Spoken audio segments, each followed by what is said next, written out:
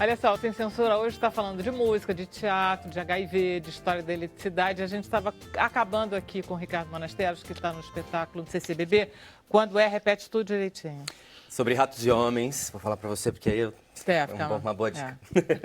Sobre Ratos e Homens, está no Centro Cultural Banco do Brasil, no Teatro 1, de quarta a domingo, às 19 horas. Ótimo, quarta a domingo é uma boa data. O Steinbeck, ele tem uma característica que é dos anos 30, que é a época de crise dos Estados Unidos, aquela depressão terrível, e é tudo na Califórnia, não é isso? Não sei se exatamente na Califórnia, minha questão geográfica ainda não está tão clara nesse sentido, mas é um ambiente rural e bastante duro da depressão, sem dúvida, em que é um lugar bastante estratificado, social, e que ninguém tem acesso a nenhum tipo de melhoria na qualidade de vida. O que eu adoro no Steinbeck, nos textos dele, que você vai ver, por favor, o filme que eu pedi para você assistir, que é Vidas Amargas, é que ele pode falar de épocas de crise, de épocas brabas, economicamente falando, mas o que ele fala bem, é por isso que eu estou fazendo essa pergunta, é das pessoas. Ele faz retratos de pessoas quase que não tem a menor importância onde elas estejam, crise ou não crise. O que é esse teu espetáculo em termos de que personagens são esses? Qual é a graça desses homens? É lindo você falar disso porque, obviamente, o Teatro de Arena tinha um outro olhar sobre o mesmo texto. O texto é tão rico que dá essas muitas facetas. Mas ali está a relação entre patrão e empregado, claramente. Mas a beleza que também me encanta quando eu resolvo fazer esse texto é justamente falar da necessidade da união entre as pessoas para realizar algo juntos. Então, o Jorge, que é o personagem que eu faço, é um homem muito pragmático, com os olhos atentos, assim, um cara muito que planeja. E o Lenny, que é o grande amigo, complemento dele, é o homem de raciocínio infantil e ingênuo, puro, e que se contaminam um ao outro, no sentido de que o Lenny fala, olha, vamos sonhar com isso, e o Jorge fala, então tá bom, mas é assim que a gente vai realizar. Então eles se completam nessa realização de algo juntos. E eles vão contaminando as pessoas e os trabalhadores da fazenda. E tem um conflito lá, tem uma mulher na história? A gente chega nessa situação em que é uma fazenda de trabalhadores sazonais, e então não tem nenhum tipo de... Fica muito anacrônico, porque se passa em 1930 e aí... Perfeito, desculpa, você tinha falado sobre isso. Não, porque justamente a gente hoje tem uma dificuldade também, uma crise, né? Hoje em dia talvez que seja uma boa metáfora do que a gente está vivendo, o que foi feito lá, e que efetivamente já está dado como realidade. Então o que eu acho que é bastante contemporâneo é dizer, pessoal, que tal vocês perceberem que sozinho a gente não vai mudar nada? Que a gente precisa juntar com alguém para que a gente consiga realizar algo juntos. Porque hoje em dia é tudo tão descartável, né? A gente falando, né, das relações entre as pessoas e ali eles chegam com a amizade, com o sonho deles e vão contaminando as pessoas que estão lá positivamente. É muito longo o espetáculo? Tem 1h45. É grande, quer dizer, a gente não está mais acostumado a textos tão grandes, né? Não, mas a peça em si daria mais tempo do que isso. A gente torna bastante conciso na ideia de contar a história. Ao mesmo tempo, uma coisa que eu nunca ouvi, que bom, é que o texto, que a peça é longa de jeito nenhum. Bom, hoje um filme é maior. Gente, é muito bom você ter uma peça longa, você ter 8, 10 atores em cena. Gente, só tem monólogo. Então é uma delícia pela facilidade ou pela possibilidade melhor de realizar algo menor, né? Mas quando todas as pessoas estão juntas, a gente está ali para contar a história. Então, é um exercício só de fazer parte da história. O público vai lá para fazer parte da história, porque antes do público chegar, a gente só está ensaiando. O teatro só acontece em relação também. Isso. Muito bom, Ricardo. Obrigado. A gente ia até falar de crise da arte, mas deixa o Bruninho. Olha só, tem pergunta, tem comentário. No Twitter, Drama Queen. Não sei se é o nome, fala Drama Queen, ele pergunta assim, qual é mesmo o problema de duas pessoas infectadas transarem sem preservativo? Pode responder? Claro. Então, isso sempre é um questionamento nas pessoas que estão em tratamento. Bom, o fato de duas pessoas estarem infectadas não quer dizer que elas estão com o mesmo subtipo de vírus. Então, o estudo, isso dá um gancho para a gente falar dos anticorpos. Esse estudo de anticorpos ele está acontecendo em 19 centros nos Estados Unidos, 4 centros no Peru, no Brasil só na Fiocruz e na África subsaariana em 13 centros. O continente africano, ele tem um subtipo que é o C, e os continentes americanos o B, por isso que o estudo está em continentes diferentes. E a questão da gente ter relações com outra pessoa que tem HIV depende se eu estou tomando remédio ou não, se o outro está tomando remédio ou não, se o outro está no terceiro, quarto, quinto esquema, porque os vírus desenvolvem resistências. E se eu estou tratando e tenho meu vírus indetectável, o meu companheiro não, e tem um vírus resistente, existe uma chance hipotética de que eu tenha novas contaminações e que aí aquilo que estava dando certo para mim, o meu tratamento, se eu tenho um novo vírus emergindo, haveria a possibilidade de eu ter que mudar o meu esquema de tratamento. Brincar com fogo, De né? maneira nenhuma, eu sei qual é a angústia da pergunta da pessoa, porque, e aí a gente se remete de novo ao preservativo, quando a gente está em relações estáveis, a tendência é que nem sempre a gente consiga manter uma adesão ao método de prevenção. Qualquer pessoa que esteve numa relação estável sabe que são diferentes momentos. O ideal é que esse casal esteja conversando com o médico próximo, entendendo qual é a situação sorológica de cada um, para definir como manejar as questões de proteção de saúde. Aí, respondido. A Manuela Saraiva, ela tem uma pergunta que eu acho que é a curiosidade de todo mundo. E a cura da AIDS? Será que chegamos nela algum dia? Eu acredito agora bastante que sim. Porque quando eu comecei com pesquisa clínica e tal, os estudos que a gente participavam eram para buscar novos medicamentos para aquelas pessoas que já estavam resistentes aos antigos. E de 2009 para cá, eu só tenho feito trabalhos em prevenção, então já existe um olhar diferente, entendendo-se que o tratamento é eficaz e que agora a gente tem que ajudar aquelas pessoas que estão vulneráveis.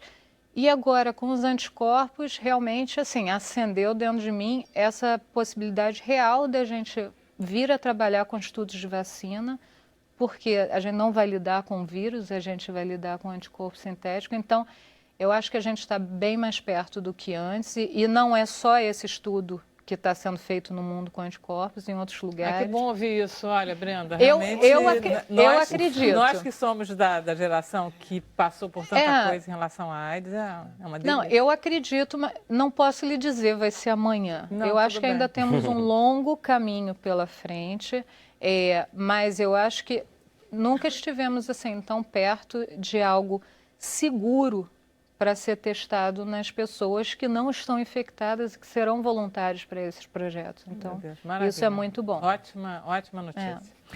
Vamos então, já que estamos com... Memória é uma coisa boa? Ótimo. Estamos com a Lígia. Lígia, eu adoro o trabalho do Memória da Eletricidade. Primeiro, eu adoro o nome. Memória da Eletricidade, eu acho que foi um dos nomes mais bem achados que eu já vi. Só isso dá vontade da gente conhecer o trabalho do Memória. O que é uma instituição mantida pelas distribuidoras de energia? O que é Memória da Eletricidade? Na verdade, Memória da Eletricidade é digamos assim, um apelido gostoso, né, de ouvir, de lembrar. Agora, o nome completo é Centro da Memória da Eletricidade no Brasil. Tá bom. E a Memória da Eletricidade foi criada há 30 anos atrás. A gente acabou de comemorar o aniversário de 30 anos em outubro de 2016. Por acaso eu estou lá desde essa época, né? Então acompanhei, né, cada passo que a instituição deu. E ela foi criada por iniciativa da Eletrobras, que é uma empresa federal, holding, né, de energia elétrica, e das outras empresas do sistema Eletrobras, que são grandes geradoras de energia elétrica. A Chesf no Nordeste, a Eletrosul no Sul. Tudo isso dá dinheiro para manter um projeto. É uma contribuição modesta, eu diria, né? Não é nada de excepcional, mas graças à contribuição dessas empresas, a gente permanece, quer dizer, está trabalhando sem interrupção com preservação de memória, porque já é uma maravilha, né? Porque às vezes tem iniciativas que começam e não duram muito tempo, né? É difícil se manter nesse métier. E né? esse livro também é um projeto que vem lá de trás, é isso? Esse livro, até atrás, na quarta capa, a gente colocou, tem um selo dos 30 anos também, faz parte ainda das comemorações do aniversário, né? E é um trabalho, assim, que eu tenho o maior carinho, porque a pesquisa inicial para esse assunto, né, que é o papel da energia elétrica na urbanização do Rio de Janeiro, da cidade do Rio de Janeiro, essa pesquisa foi feita lá atrás, em 87, 89, entre 87 e 89, para você ter uma ideia. É coisa que tem 27, quase 30 anos. Isso. E aí, por motivos variados, acho que não cabe aqui também a gente ficar enumerando, a gente não teve chance de publicar esse trabalho. Ele estava Publicou pronto? vários outros. A pesquisa, A pesquisa bruta estava estava pronta, né? Então, a gente já tinha os relatórios de pesquisa bem volumosos, assim, com todos os detalhes dessa história, né? Desde meados do século XIX para cá, quando começou a energia elétrica ainda como experimento, uma coisa meio mágica, né? E até ela se disseminar e passar a ser preponderante, né? Aqui na cidade do Rio de Janeiro, e tudo que acarretou, né? Você poder fazer a vida noturna ser mais agitada, né? Na área de entretenimento, cinema, o cinematógrafo é meio contemporâneo, nasceu junto com a energia elétrica. Nígia, né? você não acha? A gente está vivendo um momento de revolução tecnológica incessante, né? Cada dia, o disquete ontem, você joga fora o disquete porque não tem mais, e o celular não sei o quê. Não é um pouco esse clima nessa final do século XIX? Que o telégrafo, de repente, é obsoleto? Não é um pouco? Porque era tudo ao mesmo tempo, né? Então, assim, na iluminação pública, por exemplo, você tinha tudo iluminado a gás, né? E aí chega a energia elétrica, eles começam a experimentar, iluminam uma festa, aí faz sucesso. O baile, por exemplo, lá da Ilha Fiscal, o último baile do Império, que é muito conhecido, né? O salão era todo iluminado com energia elétrica, era o máximo, né? Já foi iluminado com energia elétrica. Mas não foi uma coisa de repente, né? Teve todo um processo para você, aos poucos, ir substituindo o gás, que era a tecnologia dominante, né? Até todo mundo passar a usar energia elétrica em casa. Para você ter uma ideia, só nos anos 30 é que a iluminação pública a gás, com aqueles acendedores de lampião, terminou na cidade. Quer dizer, e começaram em 1870, por aí, o não gás, é? Lá em 1850, 50 e pouco, com Barão de Mauá. A gente tem um VT, foi Barão de Mauá, da Barão. Tem um VT também. Vamos mostrar? Vamos. Na virada do século, era entre os morros do Castelo, Conceição, Santo Antônio e de São Bento que a cidade do Rio de Janeiro se concentrava. Com um traçado ainda tipicamente colonial, ruas estreitas, entrecortando-se em ângulos retos, a cidade crescia seguindo o ritmo do desenvolvimento das atividades comerciais e manufatureiras.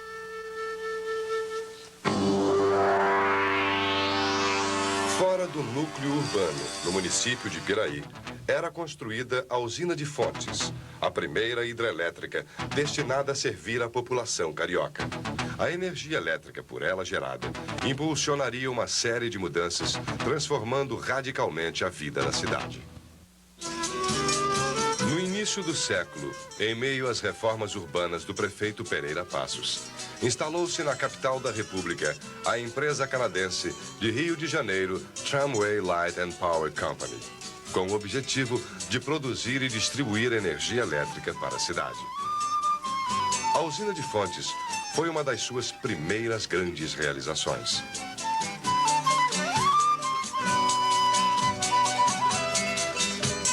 As obras de Passos e a instalação da Light implicaram no redesenho da paisagem urbana.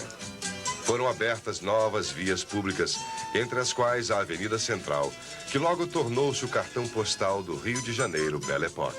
Deusa ou fada, ciência e espetáculo, a energia elétrica continuaria a realizar sua revolução cotidiana, reduzindo a distância entre a realidade e a ficção, modificando as noções de espaço e de tempo. Uma delícia, né? Maravilha. E o livro, fala um pouquinho do livro, porque ele está muito bonito. Então, o que a gente fez? Aquela pesquisa lá de trás, que deu origem, inclusive, a esse vídeo, que é lá daquela época, já é um vídeo mais antiguinho, né? Ah, tá. A gente agora retomou releu todos aqueles textos, fez todo um trabalho de edição, né? Teve que tomar algumas decisões, o que deixar de fora, né? Porque tinha muito material. E a gente precisou fazer a pesquisa iconográfica toda nova. Ah, foi? Foi feita Porque agora. a pesquisa está linda. Quer dizer, as imagens são todas as antigas, Não, né? mas a pesquisa, o levantamento das imagens para ilustrar esse texto Porque já não editado, estava feita? não estava feita. Porque naquela época, inclusive, era super difícil, você não tinha nada digitalizado nos acervos para pesquisar, para reproduzir. Então, assim, de uma certa forma, ter feito hoje a iconografia do livro foi mais fácil, né? Porque você tem acesso aos acervos digitais, você pesquisa pela internet, Pesquisa mais né? rápido. Nos acervos de várias instituições. E o Rio de Janeiro foi super documentado. Entre as cidades brasileiras, talvez tenha sido a que foi mais desenhada, pintada, fotografada, né? Porque, né, era a capital do Império, depois capital da República. E todo mundo que vinha de fora também fotografava, né? Ô, Lígia, esses livros da Memória da Eletricidade, a gente não consegue comprar. Tem uma certa Diz dificuldade. ela. Azar. Agora, com esse livro aqui, porque a gente faz livros de vários tipos, né? Tem várias linhas de pesquisa. Esse tipo de livro, ele interessa para um público bem mais amplo do que especialistas em energia elétrica, engenheiros técnicos e tal. E a gente já teve em livrarias outras publicações que talvez você já tenha conhecido.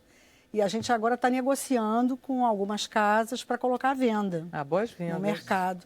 Mas, no momento, quem tiver interesse, quiser adquirir, pode entrar em contato conosco lá na Memória, pelo site, que é o www.memoriadaeletricidade.com.br. Fácil. Tem um telefone também, que é 3590-5990, se eu não me engano.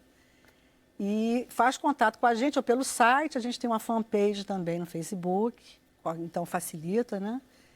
E pede, a gente conversa para fazer Teve alguma essa coisa venda. que você tenha adorado?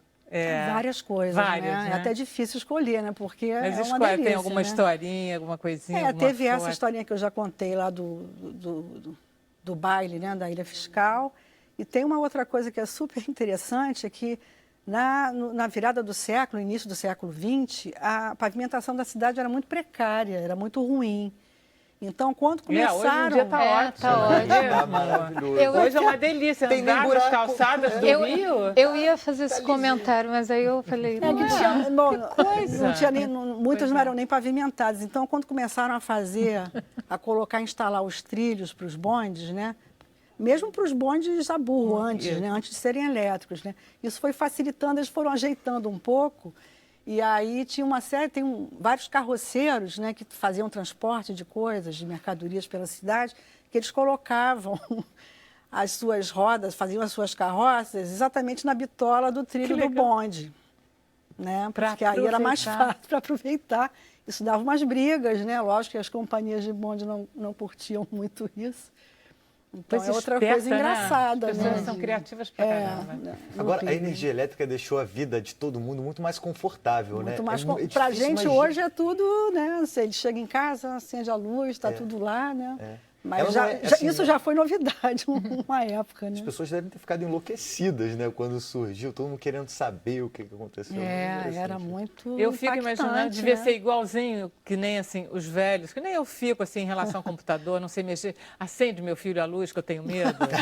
Talvez fosse, né? Vai Era lá, uma coisa que as pessoas realmente ficavam extasiadas. Era notícia de jornal, né? Não é? Cada vez que tinha uma demonstração dessa na rua, né? No dia seguinte saía notícia descrevendo a beleza da luz, que não tinha fumaça, que era muito nítido, né? Ai, que lindo. Então, era O teatro acontecimento. ganhou muito com a luz, porque a iluminação cênica elétrica é linda, né? Fora que, assim, influenciou uma série de coisas no teatro, né? Iluminação de casas de espetáculo. Aí foi indo. né? Teve a Né, invenção da fotografia. Aí- Da fotografia já tinha. Já tinha, Era mas tinha, né, cinema, o né? rádio. Rádio e A cinema. primeira transmissão do rádio no Brasil foi em 22 e depois foi só sucesso até hoje, né? Que eu acho que é maravilhoso. Eu tenho o hábito de ouvir rádio. Eu acho o máximo, né?